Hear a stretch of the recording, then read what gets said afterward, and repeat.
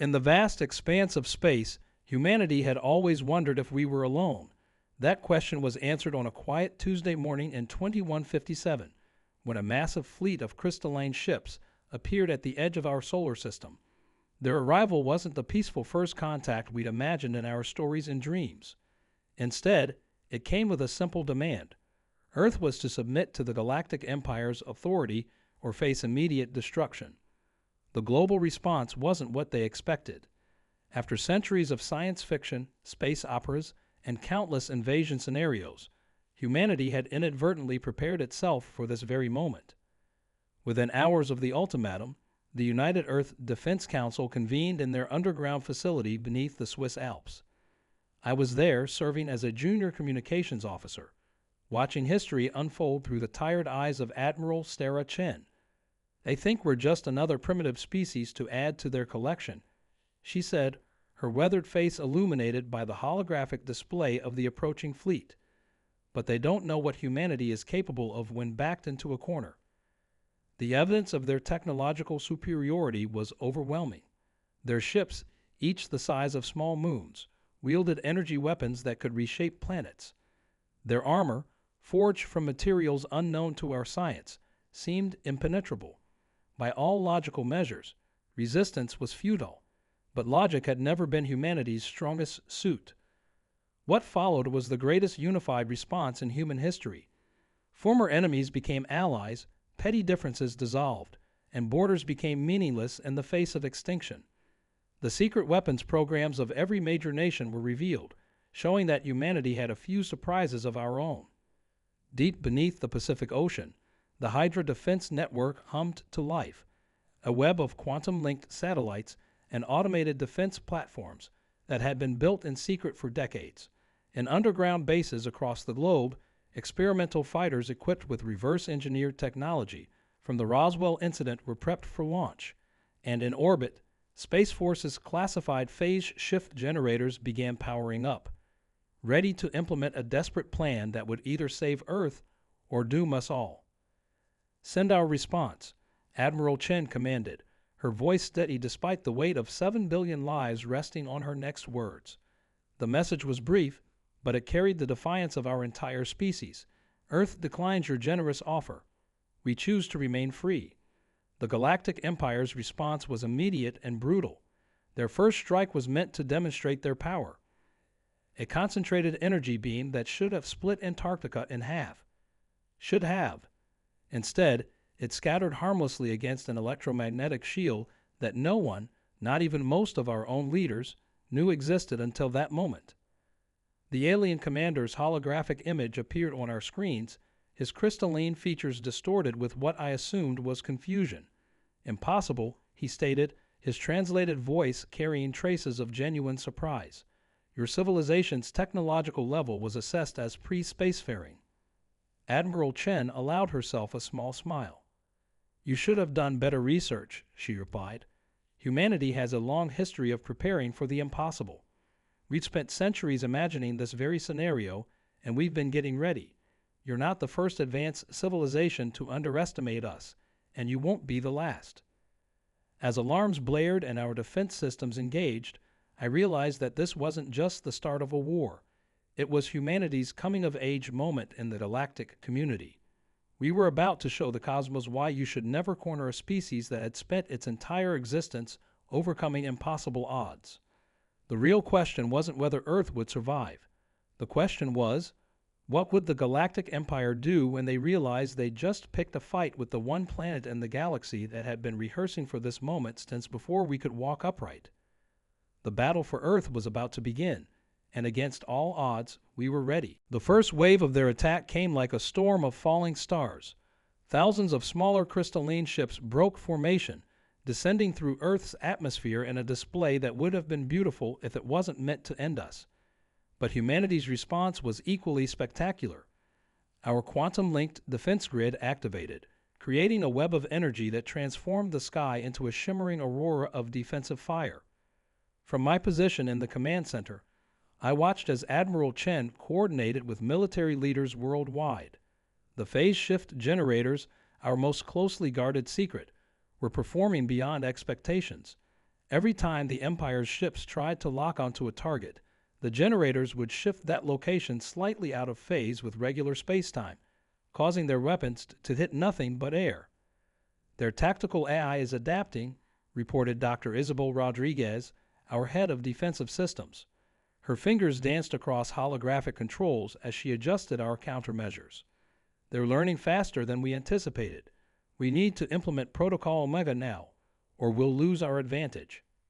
Protocol Omega was considered theoretical at best, dangerous at worst. It involved using our phase shift technology not just defensively, but as a weapon, something that had never been tested outside of computer simulations. The risks were enormous, but as another barrage of alien energy weapons lit up our shields, we were running out of options. Admiral Chen's face was illuminated by the tactical displays as she made her decision.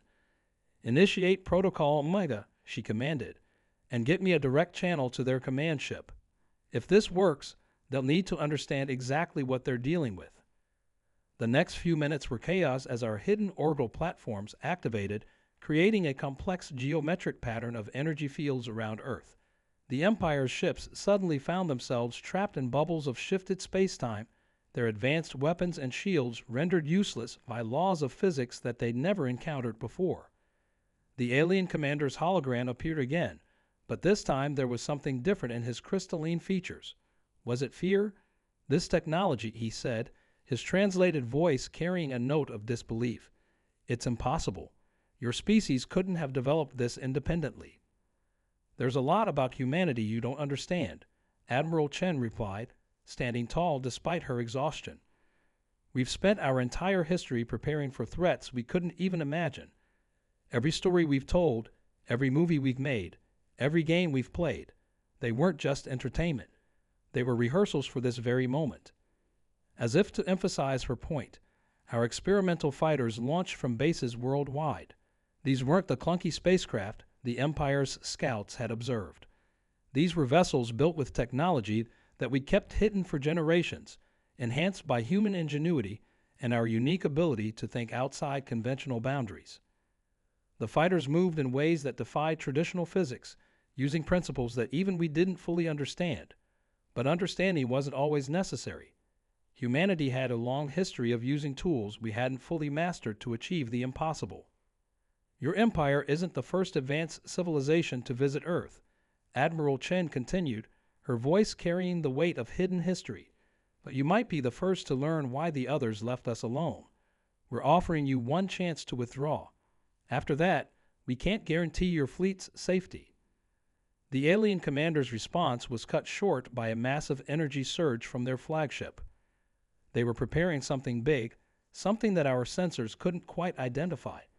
But as the energy built up, I noticed something in Admiral Chen's expression that I hadn't seen before, a smile. "They're playing right into our hands," she whispered, more to herself than anyone else. "Now let's show them why Earth has always been a restricted zone in their ancient star charts." The Empire's flagship began to pulse with an energy signature that made our most advanced sensors scream in protest. Whatever weapon they were charging, it was beyond anything we prepared for. But Admiral Chen's confidence never wavered, and now I understood why. We've been waiting for them to do exactly this. "All stations, initiate Lazarus Protocol," she commanded. Across the globe, hidden installations that had been dormant for centuries began to activate. Ancient technology, left behind by Earth's first visitors millennia ago, hummed to life. We hadn't built all of our defenses. We'd inherited them, learned from them, and improved upon them over generations of secret development.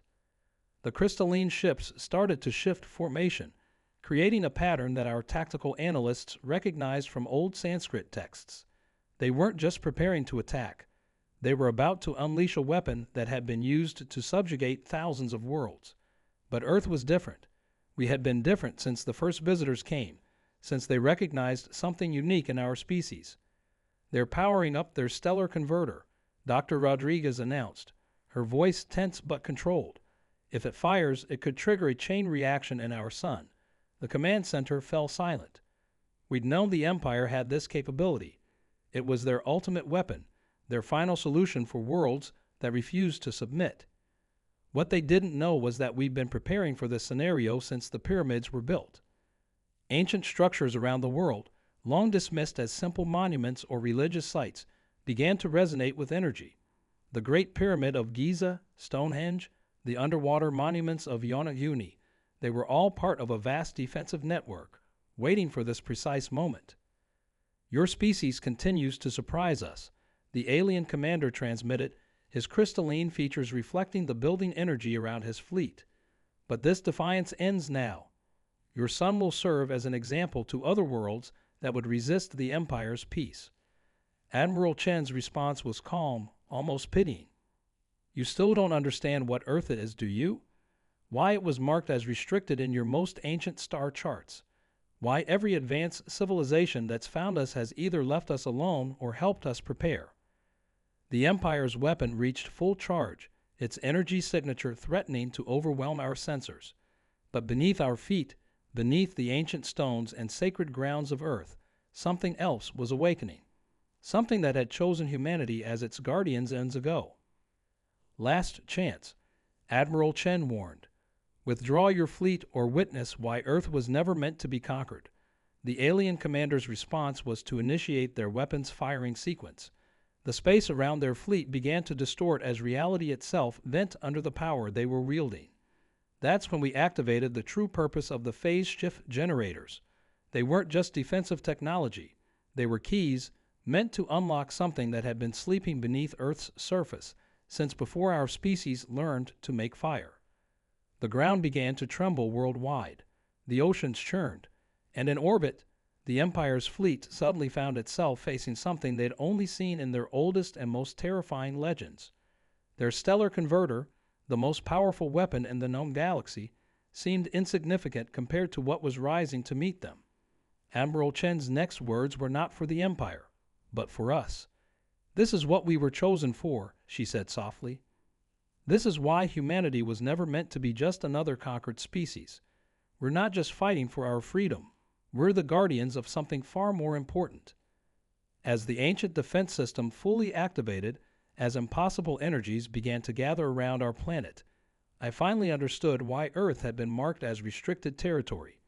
We weren't just protecting ourselves. We were protecting the galaxy from something that only humanity had the unique ability to control. As the ancient defense system awakened, something unexpected happened. The Empire's stellar converter didn't just fail. It began to absorb the very energy that was meant to destabilize our sun. But this wasn't part of our plan. Even Admiral Chen looked concerned as new readings flooded our screens. The system is drawing in more power than we calculated, Dr. Rodriguez reported, her voice tight with worry. It's not just neutralizing their weapon. It's using their energy to power something else. The holographic displays showed energy patterns we'd never seen before, spreading through the ancient network like veins of light beneath Earth's surface. The alien commander's transmission cut in, but this time his crystalline features showed something beyond fear, recognition. Impossible, he whispered in his translated voice. The Nexus Key, your planet. It's the lost Nexus Key. Admiral Chen's eyes widened. In all our preparations, in all the knowledge left behind by previous visitors, we'd never heard this term. The Empire's fleet began to retreat, but it was too late. The energy they gathered was now part of something bigger, something even they couldn't control. All their ships are being pulled into a holding pattern, our tactical officer announced. The ancient system isn't just defending us. It's reorganizing space itself around Earth. The sky above our planet began to shimmer with impossible colors as reality seemed to fold in on itself. That's when we received thousands of new signatures on our scanners. Ships were appearing from what seemed like nowhere, vessels of designs we'd never seen before, representing civilizations from across the galaxy. They weren't here to fight. They were answering a call we'd unknowingly sent out. The legends were true, the alien commander transmitted, his voice filled with awe. When the ancient ones vanished, they didn't just leave behind their technology. They left behind a key to their return, hidden on a world so seemingly primitive that no one would think to look here. Admiral Chen stood silent as the implications sank in. Humanity hadn't just been chosen as guardians. We'd been chosen as the keepers of a cosmic reset button. The Empire's attempt to conquer Earth had accidentally triggered something that had been waiting for millions of years. The phase shift technology, Dr. Rodriguez said, understanding dawning in her voice. We thought we'd invented it, but we'd actually rediscovered it. The Ancient Ones left it here knowing that only a species that could think abstractly enough, that could imagine the impossible consistently enough, would be able to unlock its true potential. The energy patterns continued to spread, not just through Earth's ancient network now, but reaching out into space, creating what looked like a vast geometric web connecting the arriving ships. Each vessel, regardless of its origin, was being drawn into this growing pattern. "You don't understand what you've done," the alien commander said, but his tone had changed from fear to something closer to reverence. The Ancient Ones didn't disappear. They scattered themselves across reality, waiting for a species worthy of bringing them back together. A species that could wield imagination as a force of nature. Admiral Chen finally spoke, her voice steady despite the weight of this revelation.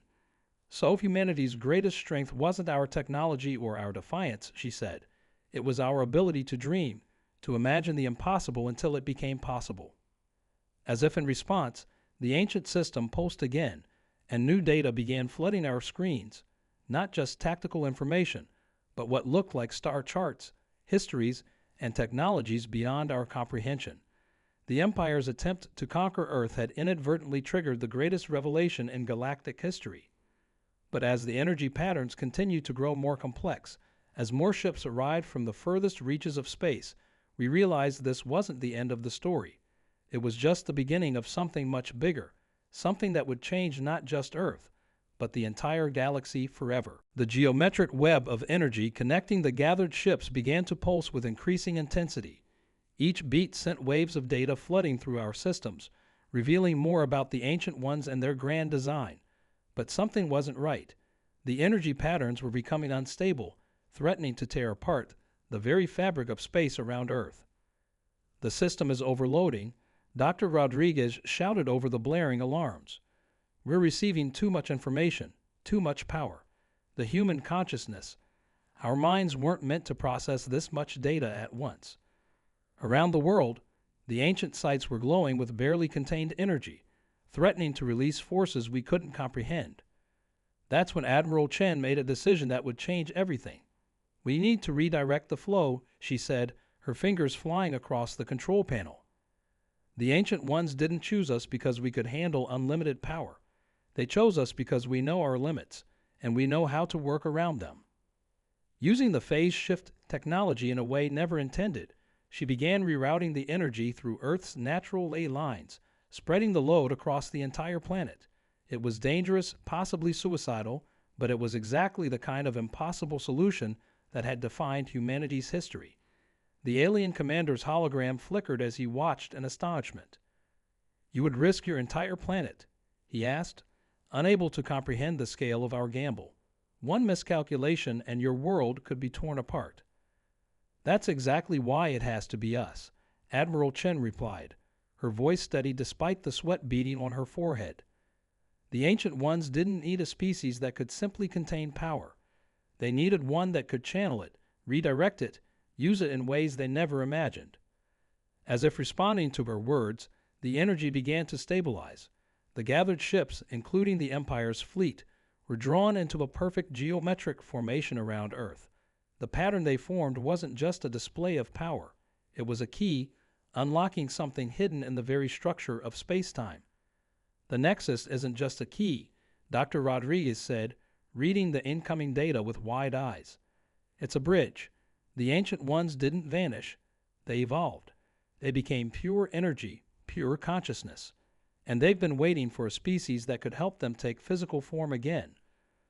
But as the energy reached its peak, as reality itself seemed to hold its breath, Admiral Chen did something unexpected. Instead of completing the sequence that would bring back the Ancient Ones, she initiated a new protocol, one we had created ourselves. "Humanity was never meant to be just a key," she announced, her voice carrying across all channels. "We were meant to be partners." With that, she activated our modified version of the phase shift technology, transforming the energy web into something new, a network that could bridge the gap between physical and energy beings without forcing either to change their nature. The effect was immediate and stunning. The Ancient Ones began to appear, not as all-powerful beings returning to rule, but as partners in a new kind of civilization. The Empire's ships stood down, their weapons powerless in the face of this new reality. "You understand now," the alien commander said, but he wasn't speaking to us. He was addressing his own people. Earth was restricted not to protect it from us, but to protect the galaxy from what would happen if the wrong species found the nexus. As the dust settled and the energy stabilized, we realized we had done more than just save Earth. We had changed the very nature of galactic civilization. The Ancient Ones hadn't chosen us to bring them back to power. They'd chosen us to show them a new way forward, one where different forms of life could coexist and evolve together.